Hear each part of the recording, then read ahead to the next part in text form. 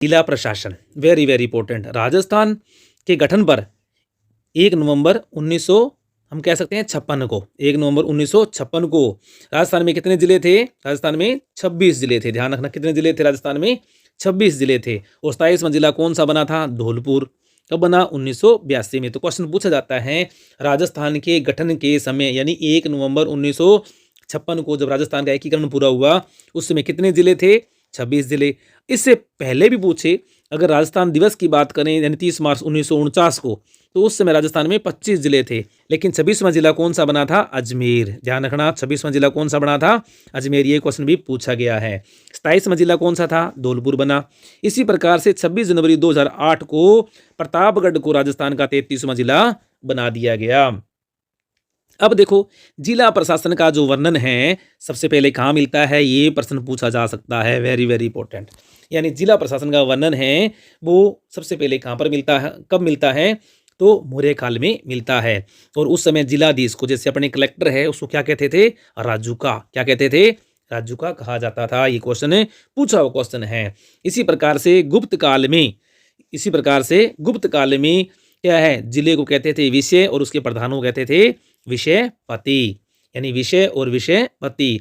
और मुगलों की बात करें तो मुगलों ने जिले को क्या कहा था? सरकार। देखो साथियों, ये तीनों बातें हैं। हो सकता है आपको ऐसे लगे इंपॉर्टेंट नहीं है, लेकिन बहुत इंपॉर्टेंट बातें हैं। मुगल काल में जिले को सरकार कहते थे और उसके प्रधान को आमील कहते थे, यानी अमाल गुलजार था वो उसका प्रथम प्रधान था। और जिला कलेक्टर को क्या कहते हैं? कान, आंख और बाहों की भांति कार्य करता है। नहीं, जिला कलेक्टर है सरकार का क्या होता है? कान, नाक, आंख सब कुछ होता है। और जिला कलेक्टर के पद का सृजन है सबसे पहले 1772 में किसने? वारेन हेस्टिंग ने किया था। और आपको एक बात और बतानी चाहिए, सबसे पहले जब जिला कलेक्टर का पद सृजित किया था तो केवल काम क्या था इसका? राजस्व इकट्ठा करना था। बाद में क्या इसकी सारी शक्तियां धीरे धीरे प्रदान कर दी गई। अगला है हमारे पास में पंचायती राज व्यवस्था। अगर पंचायती राज व्यवस्था की बात करें तो सबसे पहले नाम आता है लॉर्ड रिपन को, जिन्हें क्या है? स्थानीय स्वशासन का जनक कहा जाता है। लॉर्ड रिपन ने क्या 1888 में क्या किया? स्थानीय शासन को क्या बनाया? आधार बनाया। तो भारतीय संविधान के अनुच्छेद 4 और अनुच्छेद क्या है 40 में ग्राम पंचायतों के गठन का प्रावधान है। ध्यान रखना, ये क्वेश्चन है सीधा पूछा जा सकता है, किस अनुच्छेद के अंदर या किस भाग के अंदर ग्राम पंचायतों के गठन का प्रावधान है? तो ध्यान रखना, भाग 4 अनुच्छेद 40 में ग्राम पंचायतों के गठन का प्रावधान है। और अगर बात करें थोड़ा सा और पहले जाएं तो चोल वंश, कौन सा वंश? चोल वंश को स्थानीय स्वशासन का क्या माना जाता है? प्रारंभकर्ता माना जाता है। सबसे पहले स्थानीय स्वशासन कहाँ प्रारंभ हुआ? चोल वंश में आरंभ हो गया था। और गांधी जी ने क्या कहा था? गांधी जी ने क्या कहा? सच्चा लोकतंत्र कहाँ निवास करता है? ग्राम पंचायतों में निवास करता है। और गांधी जी क्या थे? ग्राम स्वराज और स्थानीय स्वशासन के समर्थक थे। तो ध्यान रखना। इसी प्रकार से बलवंत राय मेहता समिति जो बनी थी को पंचायती राज व्यवस्था का वास्तुकार कहा जाता है। ये प्रश्न देखो वेरी वेरी इंपॉर्टेंट, कई बार बातें आ चुकी है कि पंचायती राज व्यवस्था का वास्तुकार किसे कहा जाता है? बलवंत राय मेहता को कहा जाता है। इसी प्रकार एक समिति बनी थी नाथूलाल मिर्गा समिति, और इसी समिति की सिफारिश पर फिर केंद्र सरकार ने क्या किया? 73वां संविधान संशोधन अधिनियम 1992 पारित किया और जो 24 अप्रैल 1993 को लागू हुआ। तो ये क्वेश्चन पूछा जाता है राष्ट्रीय पंचायती राज दिवस कब मनाया जाता है? तो राष्ट्रीय पंचायती राज दिवस कब मनाता है? 24 अप्रैल को। वेरी वेरी इंपॉर्टेंट, राष्ट्रीय की बात हो रही, ध्यान रखना। राष्ट्रीय पंचायती राज कब लागू किया? 24 अप्रैल 1993 को। इसी प्रकार से राजस्थान में पंचायती राज संशोधन अधिनियम 1994 कब? ध्यान रखना, राजस्थान पंचायती राज संशोधन अधिनियम 1994 कब लागू हुआ? 23 अप्रैल 1994 को लागू हुआ। अब देखो इस पंचायती राज के लिए क्या क्या किया गया? भाग 9 संविधान के भाग 9 ठीक है जोड़ा गया। अनुसूची कौन सी? 11 जोड़ी गई। अनुच्छेद कितने? 243 से लेकर 243 ओ तक क्या अनुच्छेद किसके लिए हैं? ये सीधा क्वेश्चन आता है। पंचायती राज के लिए कौन कौन से अनुच्छेद है? तो ध्यान रखना 243 से लेकर 243 ओ। और कितने विषय दिए गए पंचायतों को? 29 विषय। और कितने स्तरीय ढांचा है ये? 3 स्तरीय ढांचा है, जिसके बारे में आज ही इसी वीडियो में हम चर्चा करेंगे आगे। अब देखो सबसे बड़ी इंपॉर्टेंट बात जो लगी मुझे, ये लगी कि राजस्थान में महिलाओं के लिए 50% आरक्षण कर दिया गया है। ध्यान रखना, किसी भी राज्य में नहीं है, राजस्थान एकमात्र राज्य है जहाँ पर महिलाओं को पंचायती राज व्यवस्था में कितना 50% आरक्षण लागू कर दिया। कब किया? 11 अप्रैल 2008 को, 11 अप्रैल 2008 को। इसी प्रकार से अगली बात आती है, जब हम ग्राम पंचायत पढ़ते हैं यानी पंचायती राज पढ़ते हैं तो वहाँ पर आती है ग्राम सभा। तो ग्राम सभा क्या होती है, क्वेश्चन आगे भी हम पढ़ेंगे। तो ग्राम सभा में कौन कौन से लोग होते हैं, चाहे स्त्री हो चाहे वो पुरुष हो, लेकिन कितने वर्ष का हो, वो 18 वर्ष का हो, और उस क्षेत्र का रहने वाला कोई भी व्यक्ति हो जिसकी आयु कितनी हो गई हो, 18 वर्ष हो गई हो, उसे हम क्या कहते हैं, ग्राम सभा सदस्य कहते हैं। अब देखो पंचायत चुनाव लड़ने के लिए आयु कितनी चाहिए न्यूनतम, ध्यान रखना 21 वर्ष होना अनिवार्य है। जबकि वोट देने का अधिकार तो 18 वर्ष को है, लेकिन चुनाव लड़ने के लिए ध्यान रखना, वेरी वेरी इंपॉर्टेंट प्रश्न साथियों, कितनी आयु होनी चाहिए, 21 वर्ष। इसी प्रकार से ग्राम सभा की कितनी मीटिंग होती है वर्ष में, 4 बैठक होती है, 26 जनवरी, 1 मई, 15 अगस्त और 2 अक्टूबर को 4 बैठक होना अनिवार्य है। इसी प्रकार से तीसरी संतान होने पर चुनाव लड़ने के वो व्यक्ति क्या हो जाता है, अयोग्य। तो कब से, 27 नवंबर 1995, ध्यान रखना 27 नवंबर 1995 के बाद में जिस किसी व्यक्ति के तीसरी संतान है वो चुनाव नहीं लड़ सकता। और आपको पता होगा 8 दिसंबर 2014 को, 8 दिसंबर 2014 को चुनाव लड़ने के लिए घर में शौचालय होना अनिवार्य कर दिया गया। अब देखते हैं त्रिस्तरीय जो व्यवस्था है वो कौन कौन सी है। एक तो होता है हमारे पास में ग्राम पंचायत, उसके बाद में दूसरा होता है हमारे पास में खंड स्तर पर, यानी आपने सुना होगा पंचायत समिति, और तीसरा होता है हमारे पास में जिला स्तर, यानी जिसे हम कहते हैं शीर्ष स्तर। तो ग्राम पंचायत होता है वो निम्न स्तर होता है गाँवों के बारे में। इसी प्रकार से दूसरा है मध्यम स्तर जो खंड स्तर पर होता है, तीसरा होता है शीर्ष जिसे हम कहते हैं जिला स्तर पर। अब देखो गाँव की बात करें तो हमें पता है सरपंच भी होता है, पंच भी होता है। अब ध्यान रखना क्वेश्चन क्या पूछा जाता है, चुनाव के बारे में पूछा जाता है। तो सरपंच का चुनाव क्या है, प्रत्यक्ष होता है, सीधा जनता इसको चुनती है, आपने देखा भी है। पंच को भी जनता सीधी चुनती है, प्रत्यक्ष होता है। लेकिन उप सरपंच है उसका चुनाव क्या होता है, अप्रत्यक्ष होता है। क्यों? क्योंकि बने हुए जो पंच हैं वो क्या करते हैं, इसका चुनाव करते हैं। इसी प्रकार से यहाँ पर देखिए हम खंड स्तर की बात करें तो प्रधान है वो क्या होता है, अप्रत्यक्ष चुनाव होता है। आपको पता होगा पंचायत समिति के जो सदस्य होते हैं वो सदस्य क्या करते हैं, इसका चुनाव करते हैं। जबकि सदस्यों का चुनाव तो प्रत्यक्ष जनता करती है, लेकिन प्रधान का चुनाव कैसे होता है, अप्रत्यक्ष होता है। वेरी वेरी इंपॉर्टेंट बात है साथियों। उप प्रधान है इसका भी क्या होता है, अप्रत्यक्ष। ये देखो सरपंच प्रत्यक्ष, पंच प्रत्यक्ष, जबकि उप सरपंच अप्रत्यक्ष। इधर बात करें प्रधान और उप प्रधान दोनों क्या हैं, अप्रत्यक्ष। सदस्य क्या होते हैं, प्रत्यक्ष। इसी प्रकार से जिला स्तर की बात करें तो जिला प्रमुख का चुनाव क्या होता है, अप्रत्यक्ष। जबकि सदस्यों का चुनाव है वो क्या होता है, प्रत्यक्ष होता है। इसी प्रकार से उप जिला प्रमुख है वो भी क्या होता है, अप्रत्यक्ष चुनाव होता है।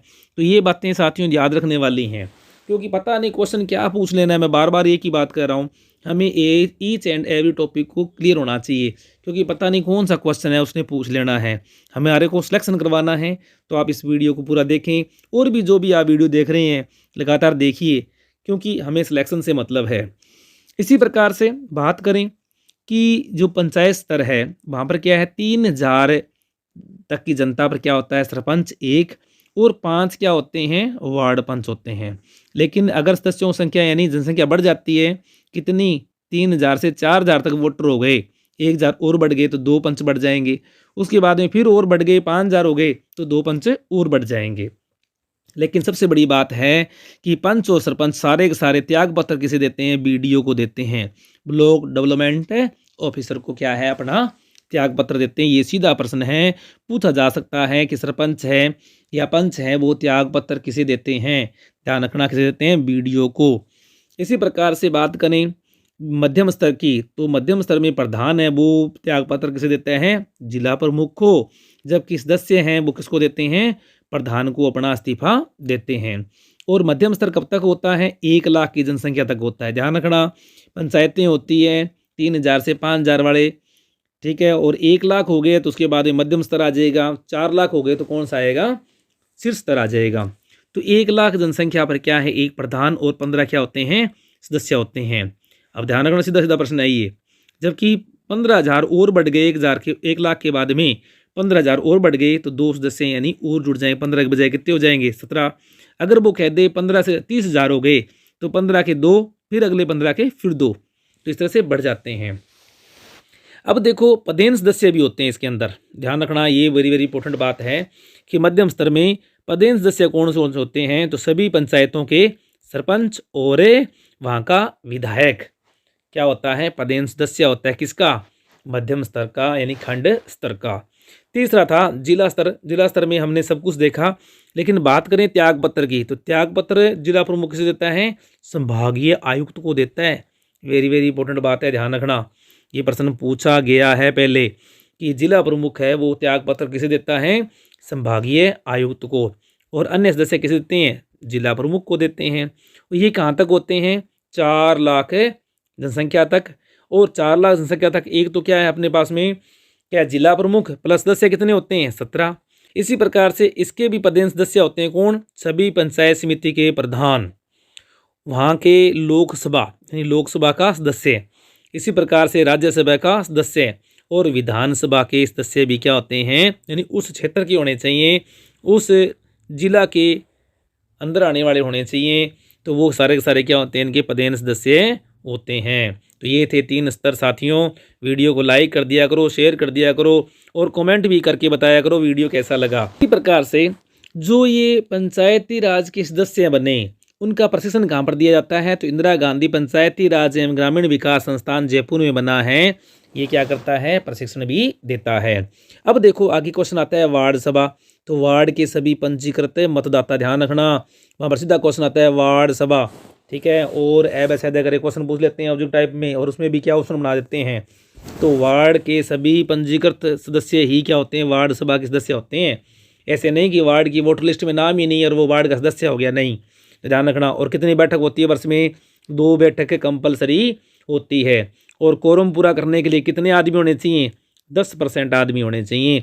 मान लो किसी वार्ड के अंदर कितने 200 सदस्य हैं, तो 10% यानी 20 आदमी होंगे, तो ये क्या वहाँ पर ये मीटिंग होगी, अदरवाइज वो मीटिंग क्या हो जाएगी, रद्द हो जाएगी। और इसका अध्यक्ष कौन होता है, उस वार्ड का पंच जो होता है वो अध्यक्ष होता है वार्ड सभा का।